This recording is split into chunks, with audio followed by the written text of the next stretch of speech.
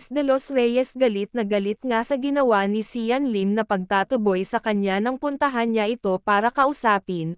Aniya ang kapal ng mukha mo para ipagtabuyan ako. Matatanda ang kamakailan lang ay nagkaroon ng isyo na buntis daw si Luis at si Sian Lim ang ama. Marami ang hindi makapaniwala sa pangyayaring ito. Sabi ng ilan kung kailan nagkakamabutihan na uli si Kim at Sian may ganitong isyo naman na lalabas. Subalit marami rin ang hindi makapaniwala sa balitang ito, lalo at itinanggi niya na hindi daw siya ang ama ng dinadala ni Luis. Nang makarating nga kay Luis ang sinabi ni Sian galit na galit ito dahil hindi daw tanggap ni Sian ang dinadala nito. Hanggang ngayon nga ay marami ang nag-aabang at nagtatanong kung ano ang totoo sa kumakalat na isyong ito. Abangan at pakatutukan.